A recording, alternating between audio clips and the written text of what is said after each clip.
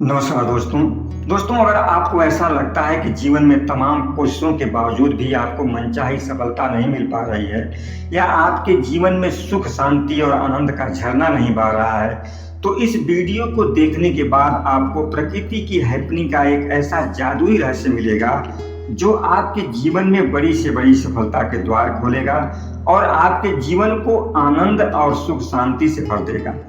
दोस्तों, चूंकि यह पूरी प्रकृति एक साइकोलॉजिकल हैपनिंग है और यहाँ का हर कण, हर प्राणी और हर वनस्पति उसी हैपनिंग में मस्त है। एक मनुष्य ही है जो हैपनिंग में स्थित नहीं है, क्योंकि मनुष्य को बुद्धि के जरिए निर्णय लेने की स्वतंत्रता मिली हुई है। इसलिए मनुष्य अपनी बुद्धि के बल पर प्रकृति की संयुक्त हैपनिंग का हिस्सा बनने के बजाय अपना कुछ अलग से करना चाह रहा है।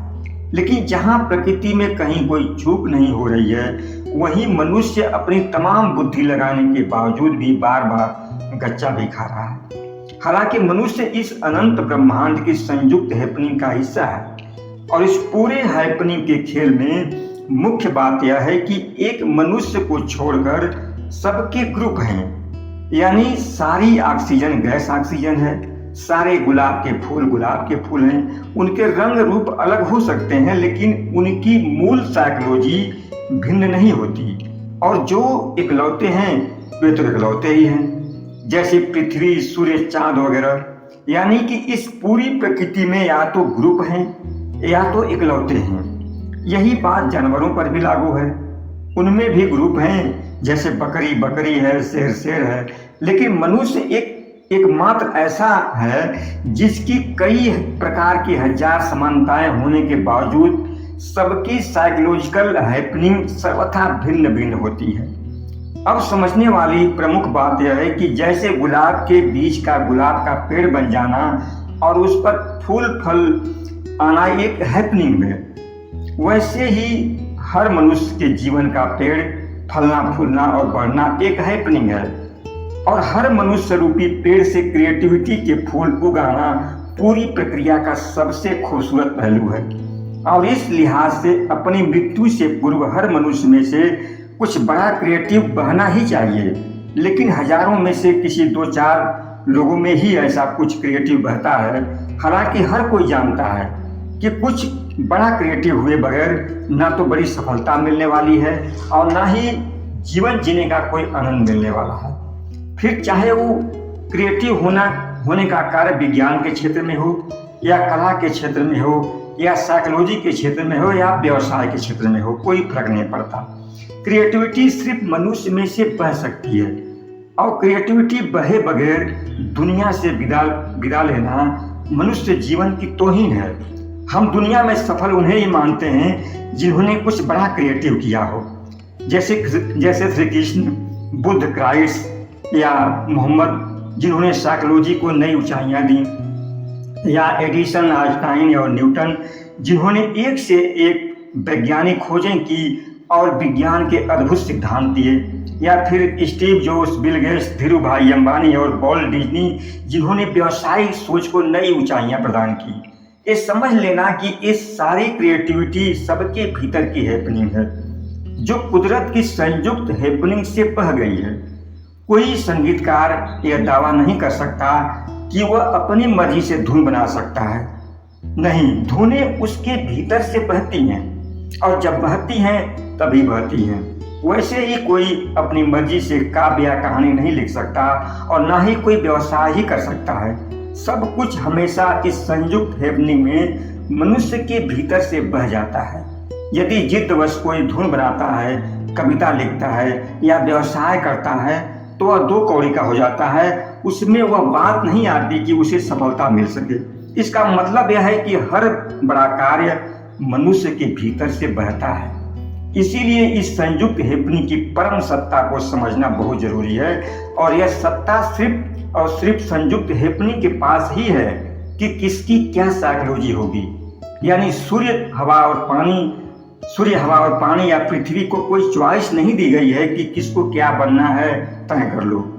बस संयुक्त हैपनिंग से एक पदार्थ सूर्य के रूप में निकला है तो एक पृथ्वी के रूप में, एक हवा बनकर बह रहा है तो एक पानी बनकर। वैसे ही किस मनुष्य में से कौन से क्षेत्र की क्रिएटिविटी बहेगी, ये तय भी संयुक्त हैपनिंग से होता है। लेकिन इस बात से अनजान मनुष्य अज्ञानियों के बुने हुए जाल में बुरी तरह फंस गया है और कभी देखा देखी तो कभी दबाव में, कभी किसी लोभ में, तो कभी किसी बात से आकर्षित होकर लोग अपना क्षेत्र और मार्ग चुनने के चक्कर में पड़े रहते हैं। इसलिए जिस व्यवसाय में उन्हें सफलता के शिखर पर होना चाहिए, संयुक्त हैपनिंग की ऊर्जा का साथ न मिलने के कारण दुख और असफलता ही उनका भाग्य बन जाता है। और सच यही है कि प्रकृति की इतनी विशाल हैपनिंग की ऊर्जा के सामने मनुष्य के अहंकार की ऊर्जा की कोई औकात नहीं। प्रकृति की विशाल ऊर्जा और उसके नियमों पर गौर करें तो पूरी प्रकृति बांटने में लगी हुई है और लाखों करोड़ों वर्षों से बांटे जा रही है। फिर भी कहीं कोई न तो थक रहा है और न ही कहीं कोई चूक हो रही है। सूर्य रोशनी दे रहा है तो देता चला जा रहा है, हवा और पानी बह रहे हैं तो बहते चले जा रहे हैं, कोई थकता नहीं, कोई चूकता नहीं। वैसे ही हैपनिंग में जी रहे मनुष्यों के साथ है। उनसे क्रिएटिविटी बहती है तो बस बहती चली जाती है, थकने या चूकने का कोई प्रश्न नहीं खड़ा होता। कविताएं जब उनसे बहती हैं तो हजारों कविताएं बह चली जाती हैं, हजारों धुनें बही चली जाती हैं। यही बात व्यवसायियों पर भी लागू होती है। जो हैपनिंग ऊर्जा के साथ होते हैं वे कमाते ही चले जाते हैं और ऐसे करोड़ों व्यवसाय भी हैं जो ठीक से अपना घर भी नहीं चला पाते। तो अगर आप अपने जीवन के किसी कार्य क्षेत्र में शिखर पर पहुंचना चाहते हैं तो आपको प्रकृति की हैपनिंग ऊर्जा शक्ति से भरपूर लीला को समझना होगा। प्रकृति की हैपनिंग ऊर्जा का एक ही नियम है कि यह बांटने से बढ़ती है। हवा आपको ऑक्सीजन दे रही है तो उसकी ऑक्सीजन चुकती नहीं है, बल्कि उसे और ऑक्सीजन मिल जाती है। वैसे ही सूर्य को और रोशनी मिल जाती है। पृथ्वी हमको संभाले हुए है तो थक नहीं रही है, उसमें संभालने की और शक्ति आ जाती है। यानी कि प्रकृति की हर वस्तु हैपनिंग के अपने साइकोलॉजिकल दायरे में बांटती चली जा रही है और संयुक्त हैपनिंग से उन्हें पुनः उस हेतु और सप्लाई भी मिलती चली जा रही है। ठीक वैसा ही मनुष्य की हैपनिंग से बहने वाली क्रिएटिविटी के साथ भी है। जो मनुष्य इतनी अपनी क्रिएटिविटी बांटता है उतना ही वह उनमें से और प्रकट होती जाती है। और यही बड़ी से बड़ी सफलता का एकमात्र सार सूत्र है। महात्मा बुद्ध जब गांव-गांव घूमकर ज्ञान बांटते हैं तो उनका ज्ञान कम नहीं होता।